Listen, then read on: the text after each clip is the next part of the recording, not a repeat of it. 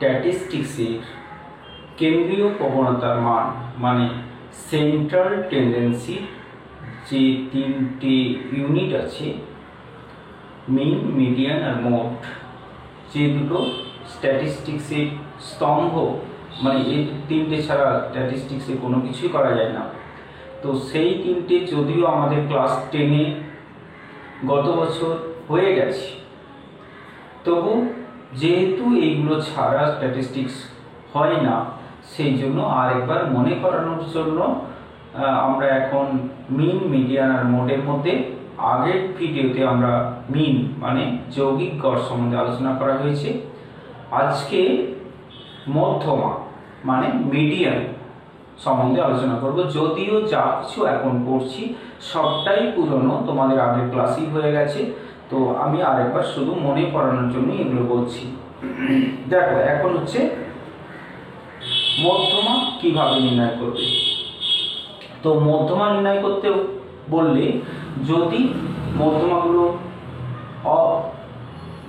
বিচ্ছিন্ন সংখ্যা রাশি হয়, যদি বিচ্ছিন্ন সংখ্যা রাশি হয়, যেমন যদি কতগুলো সংখ্যা 2, 3, 5, 4, 9, 7, 8 এদের যদি মধ্যমা বের করতে বলে, তো মধ্যমা মানে হচ্ছে রাশিগুলোকে ঊর্ধ্বক্রমে সাজিয়ে ঠিক মাঝের মানটাই হচ্ছে মধ্যমা।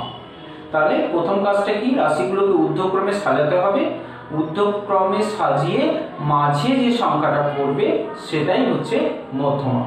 ঠিক আছে, তারপর থেকে আমরা কি দেখব যে এইখানে রাশি কটা আছে, মানে কতগুলো আছে বলতে যুগ্ম সংখ্যায় আছে না অযুগ্ম সংখ্যায় আছে।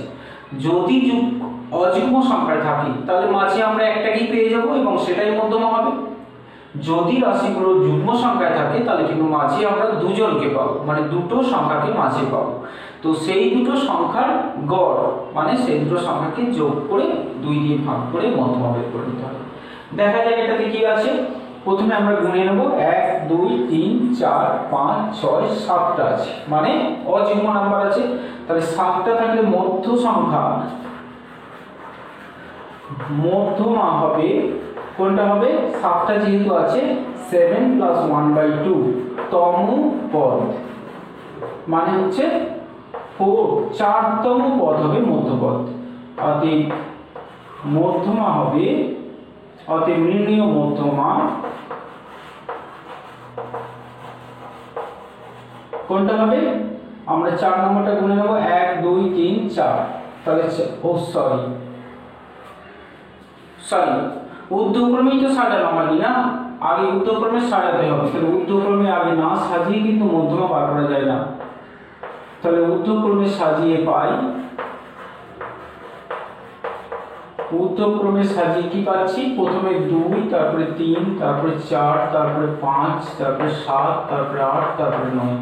এবার আমরা 1, 2, 3, 4, তাহলে 4 নম্বর জায়গায় আছে 5, তাহলে মধ্যমাটা হবে 5। এইভাবে আমরা মধ্যমা বের করতে পারবো। ঠিক আছে, আর যদি এটা জোড়া সংখ্যায় থাকতো, মানে এখানে যদি আরো একটা সংখ্যা থাকতো, ধরো এখানে আর একটা সংখ্যা 15 থেকে গেল, তো কি হবে, তাহলে 15টা তো এখানেই পড়বে, তো তখন মধ্যমা কিন্তু আমাদের দুটো হয়ে যাবে। যদি আরো একটা সংখ্যা এখানে থেকে যায় তাহলে আমরা ঊর্ধ্বক্রমে সাজিয়ে কি পাচ্ছি, এখানে আরো একটা সংখ্যা 15 পাচ্ছি, এখানে 1, 2, 3, 4, 5, 6, 7, 8টা হয়ে গেল, তাই না? তার মানে জোড় সংখ্যা চলে এলো। তাহলে তখন মধ্যমা কোনটা হবে, তখন মধ্যমা দুটো একসাথে পাওয়া যাবে। একটা হবে 8/2 তম, তার মানে কততম হচ্ছে 8/2 তম, মানে হচ্ছে 4তম। আর একটা হবে ঠিক তারপরেটা, মানে 4 + 1 মানে 5তম। তাহলে 4তম আর 5তম, তাহলে মধ্যমার নির্ণেয় মধ্যমা হবে কোনটা হবে, 4তম পদে কি আছে, 1, 2, 3, 4, 4তম পদে 5 আর 7, এই দুটো মাঝে পড়ছে, তাহলে 5 + 7/2, তার মানে হচ্ছে 6। তাহলে মধ্যমাটা তখন লিখতে হবে 6।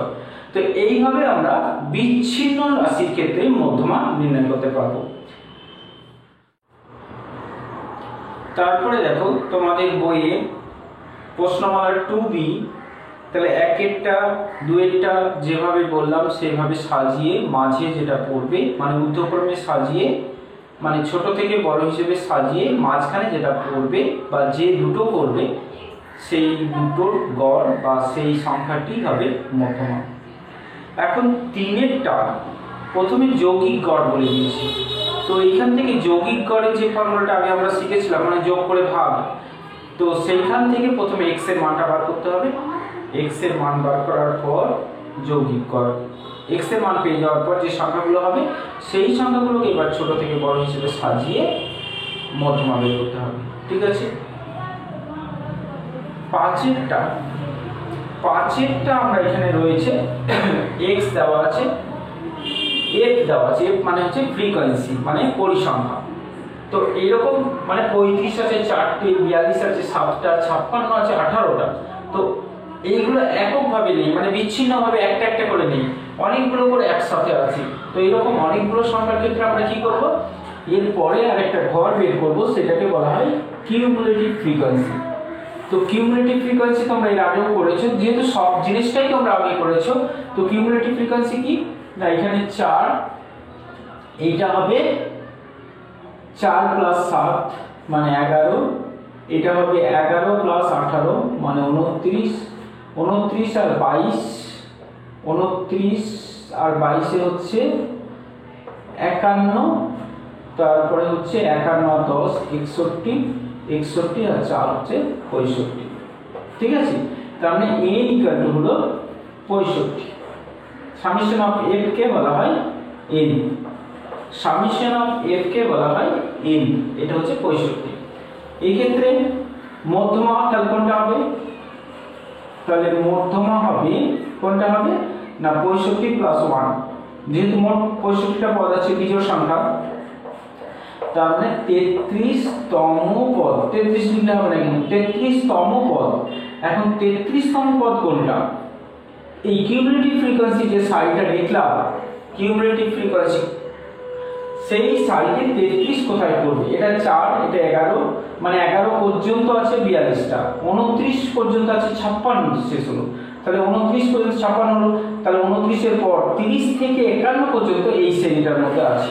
তাহলে 33 আছে এই শ্রেণীর মধ্যে, কারণ 29 এর পর থেকে 51 পর্যন্ত 29টা পর্যন্ত এখানে আছে।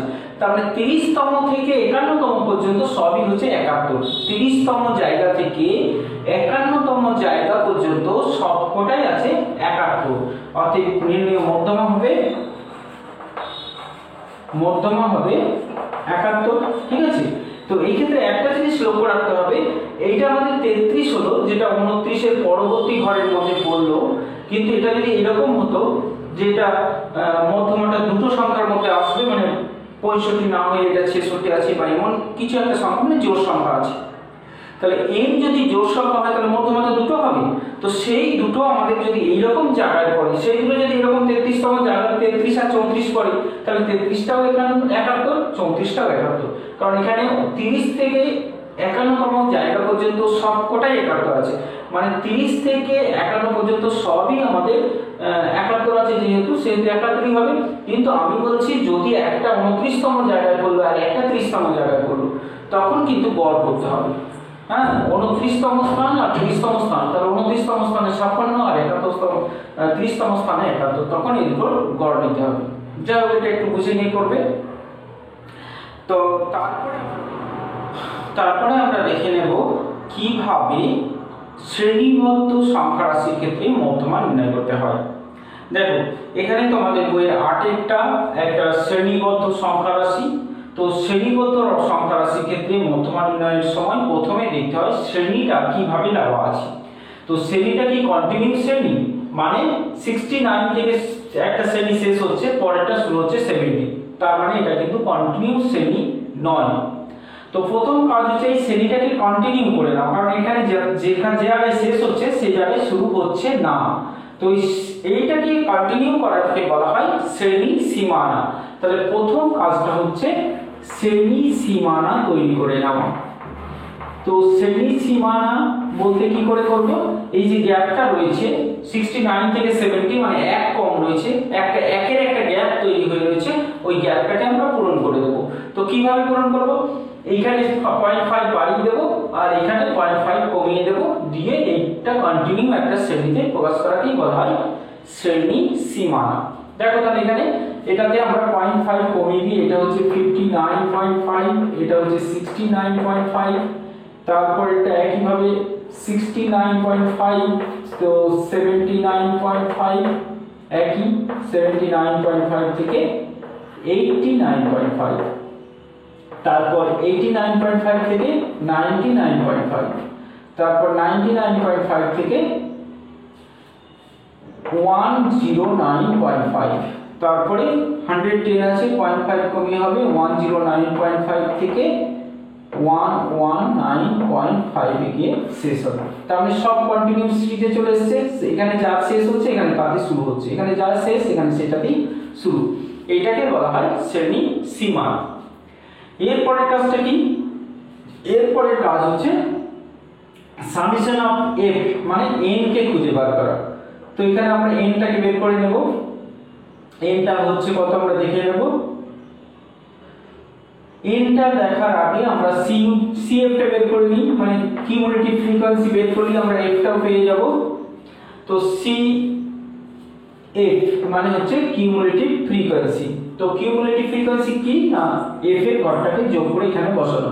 তাহলে প্রথমটা তো 5, তারপরটা কি 5 আর 15 তে হচ্ছে 20, তারপরে 20 আর 20 তে হচ্ছে 40, তারপরে 40 আর 30 এ হচ্ছে 70, 70 আর 20 90, আর 90 আর 8 হচ্ছে 98।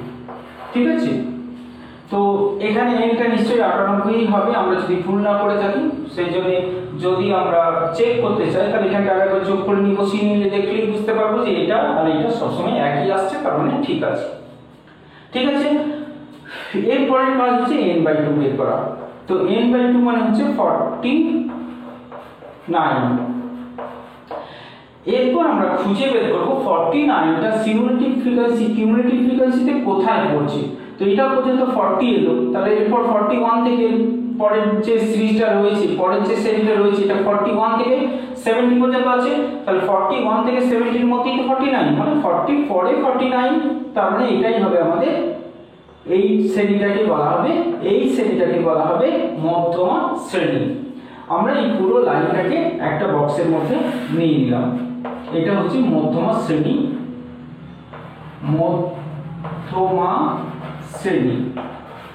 তাহলে মধ্যমা শ্রেণীকে যখন আমরা পেয়ে গেলাম, এবার আমরা দেখে নেব আমাদের মধ্যমা বের করতে হলে আর কোন কোন তথ্য আমাদের লাগবে। সেই জন্য আমরা ফর্মুলাটা এখানে লিখে নিচ্ছি। তাহলে মধ্যমা কি না, l plus n/2 minus c by a into h। ঠিক আছে, এবার আমরা একটা একটা করে দেখে নেব কোন জিনিসটা কি বটে। এখানে l মানে হচ্ছে লোয়ার লিমিট বলতে নিম্ন শ্রেণী সীমা। তো শ্রেণী সীমা বলতে এইটা হচ্ছে আমাদের l, এটা হচ্ছে l। ভুল করেও যেন এখানটা নেব না, কারণ এই l কে নেওয়ার জন্যই আমরা এই পুরো শ্রেণীটা লিখতে হয়েছে, শুধুমাত্র l টাকে নেওয়ার জন্য। কারণ এটা যদি কন্টিনিউ থাকতো তাহলে আমরা এখান থেকে নিতে পারতাম, কন্টিনিউ করার জন্য মানে l কে পাওয়ার জন্যই আমাদের এটা নিতে হয়েছে। l পেলাম, n/2 তো এখানে পেয়েছি। c হচ্ছে কিউমুলেটিভ ফ্রিকোয়েন্সি। তো কিউমুলেটিভ ফ্রিকোয়েন্সির ঘরের এটা কিন্তু ভুল করবে না, এটা কিন্তু 70 নয়, কিউমুলেটিভ ফ্রিকোয়েন্সি ঠিক আগের নাম্বারটা হচ্ছে c। ঠিক আছে, মানে মধ্যমা শ্রেণীর আগের কিউমুলেটিভ ফ্রিকোয়েন্সি। তারপর f, এখানে আমরা এখানে f টা নিয়ে নেব f এর ঘরে। আর h টা কি আমরা আগেই জানি, এটা হচ্ছে মধ্যমা শ্রেণীর যে উচ্চতা, মানে মধ্যমা শ্রেণীর দৈর্ঘ্যকে বলা হয়। মধ্যমা শ্রেণীর দৈর্ঘ্য বুঝতেই পারছি এটা 10। এখন আমরা সংখ্যাগুলো সব বসিয়ে নেব। কি বসাবো, l মানে হচ্ছে 89.5, n/2 এখানে পেয়েছি আমরা 49, c মানে হচ্ছে 40। এইভাবে যদি আমরা পাশে পাশে লিখে রাখি তাহলে আমাদের খুব সহজে খুঁজে পাবো এবং ভুলের জায়গাটাও কমবে। f হচ্ছে 30। আর এইচ হচ্ছে 10, ঠিক আছে। তাহলে 89.5 প্লাস এটা 9/30 ইন্টু 10, শূন্যটা কেটে যাচ্ছে, তিনটাও কেটে যাচ্ছে, তার মানে হচ্ছে 89.5 প্লাস 3, তাহলে 89.5 কে 3 নিশ্চয়ই এখানে বসবে, তার মানে হচ্ছে 92.5, তার মানে হচ্ছে 92.5। আর যেহেতু এটা সাপ্তাহিক বেতন মানে টাকাতে দেওয়া আছে, তাহলে এককটা আমাদের লিখতে হবে টাকা, এককটা লিখে না লিখলে হবে না, ঠিক আছে। তাহলে আমরা মোটামুটি এই মধ্যমা শ্রেণী মধ্যমা নির্ণয়ের এই আকারটা দেখলেই আমাদের হয়ে যাবে, ঠিক আছে। তারপরে আজকে আমরা সংখ্যাগুলো মানটাকেও একটু দেখে নিচ্ছি, কারণ এগুলো আমাদের সব হয়েই আছে। তো সংখ্যাগুলো মান কি না, যারা সংখ্যায় বেশি সেইটাই হচ্ছে সংখ্যাগুলো মান। যেমন ধরো একটা সংখ্যা বিচ্ছিন্ন সংখ্যামালার ক্ষেত্রে কিছু সংখ্যা আছে, যেমন ধরো 2 3 5 3 4 2 1 3 2, এরকম কিছু বিচ্ছিন্ন সংখ্যা আছে। তো এখানে যদি বলা হয় সংখ্যাগুলো মান কত, তাহলে সংখ্যাগুলো বলতে কি বললাম, যারা সংখ্যায় বেশি আছে। যেমন এখানে 1 আছে একটাই, কিন্তু 2 আছে দেখো একটা দুটো তিনটে, তাহলে 2 আছে আমাদের তিনটে, আর 3 আছে দেখো একটা দুটো তিনটে, 3ও আছে তিনটে, তাহলে সংখ্যাগুলো মান কি হবে? তো সংখ্যাগুলো মান কিন্তু একটাও হতে পারে, দুটোও হতে পারে, তিনটেও হতে পারে, মানে একটাও হতে পারে। তাহলে সংখ্যাগুলো মান যেটা সংখ্যায় বেশি থাকবে, তাহলে এখানে 2 ও 3টে আছে, 3 ও 3টে আছে, তাহলে এটাকে বলা হয় দুটোই কিন্তু সংখ্যাগুলো মান। তাহলে এখানে সংখ্যাগুলো মান হবে 2 ও 3, এখানে কিন্তু কোনো গড় করা হয় না, মানে মধ্যমাতে যেভাবে গড় করে নেওয়া হয় এখানে সে হবে না, দুটোই সংখ্যাগুলো মান, এটাকে বলা হয় বাইমোডাল, ঠিক আছে। তো এইভাবে ট্রাইমোডাল, তিনটে সংখ্যাগুলো মান হতে পারে। যাই হোক, এইভাবে আমরা সংখ্যাগুলো মান মানে সংখ্যায় যেটা বেশি থাকবে সেইটাই হবে সংখ্যাগুলো মান, আর সংখ্যাগুলো মান কিন্তু একাধিক হতে পারে। তাহলে এইভাবে আমরা করতে পারবো। তাছাড়া সংখ্যাগুলো মান নির্ণয়ের আরো একটা সূত্র আছে, সেটা হচ্ছে এটা মোড ইকুয়াল টু হচ্ছে 3 মিডিয়ান মাইনাস 2 মিন। তাহলে মোড সমান হচ্ছে 3 মিডিয়ান মাইনাস 2 মিন। এইখান থেকেও আমরা মোড বের করতে পারি, মানে মিডিয়ান আর মিন বের করে মোড বের করতে পারি, ঠিক আছে। এই সূত্রের সাহায্যে আমরা তোমাদের বইয়ে যেটা রয়েছে 2 এর 3 এর 4 এর এগুলো করতে পারবো, ঠিক আছে। বিচ্ছিন্ন সংখ্যা রাশির পর আমরা দেখে নেব শ্রেণীবদ্ধ সংখ্যা রাশির ক্ষেত্রে কিভাবে সংখ্যাগুলো মান নির্ণয় করব। তো শ্রেণীবদ্ধ সংখ্যা রাশির ক্ষেত্রে সংখ্যাগুলো মান নির্ণয় করার জন্য আমরা একটা ফর্মুলার সাহায্য নেব। তো সেই ফর্মুলাটা কি, প্রথমেই আমরা ফর্মুলাটা একটু লিখে নিচ্ছি। ফর্মুলাটা হচ্ছে সংখ্যাগুলো মান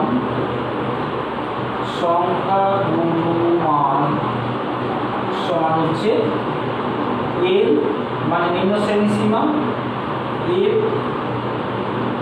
f1 minus f0 by 2f1 minus f0 minus f2 into h। তো আমি এখানে f1 f0 f2 দিয়ে লিখলাম, কারণ তোমরা এটাতেই অভ্যস্ত, মাধ্যমিকে এইভাবে লিখেছিলে। আর তোমাদের বইয়ে কিন্তু এখন m+1 fn fm+1 fm+2 এরকম f মাইনাস এভাবে লিখেছে। যাই হোক, তো এখন আমরা দেখছি যে কি কি দরকার পড়ছে। তো এখানেও কিন্তু নিম্ন শ্রেণী সীমা দরকার পড়ছে, আর যে ফর্মে মানে যে তথ্যের মধ্যে নিম্ন শ্রেণী সীমা দরকার পড়বে, তখন কিন্তু আমাদের নিম্ন শ্রেণী সীমা নিতে হলে কন্টিনিউয়াস শ্রেণী ছাড়া নিম্ন শ্রেণী সীমা নিতে পারবো না। তো এখানেও কিন্তু আমাদের শ্রেণীটা কন্টিনিউ করা নেই, তাহলে প্রথমে আমরা এটাকে কন্টিনিউ করে নেব। তাহলে শ্রেণী সীমানা করে নেব, শ্রেণী সীমানা। তাহলে 0.5 কমিয়ে নিচ্ছি, কারণ এখানে এক গ্যাপ আছে। তাহলে 409.5 আর 419.5 409.5 19.5 থেকে 429.5, 429.5, 439.5, 439.5 থেকে হবে 449.5, আর এটা হবে 449.5 থেকে হবে 459.5, তারপরে 459.5 থেকে হবে 469.5, তারপরে 469.5 থেকে হবে 479.5। ঠিক আছে, এটা হলো শ্রেণী সীমানা। এবার সংখ্যাগুরু শ্রেণী বের করার জন্য আমাদের কিন্তু অন্য কিছু খুঁজতে হয় না, পরিসংখ্যার ঘরে দেখে নিতে হয়। পরিসংখ্যার ঘরে যেটা সব থেকে বেশি আছে সেটাই হচ্ছে সংখ্যাগুরু শ্রেণী। তো সব থেকে বেশি রয়েছে এখানে আমাদের 54, তাহলে 54 যে শ্রেণীটা রয়েছে এই শ্রেণীটাই আমাদের সংখ্যাগুরু শ্রেণী। তাহলে এটা যদি সংখ্যাগুরু শ্রেণী হয় তাহলে এইখানে আমাদের এল পেয়ে যাচ্ছে, এটা নিম্ন সীমা এল। আর কি দরকার, f1, f0 আর f2। তো এইটাকে বলা হয় f1, আর এর উপরেরটা হচ্ছে f0 আর এর পরেরটা হচ্ছে f2, 0 1 2।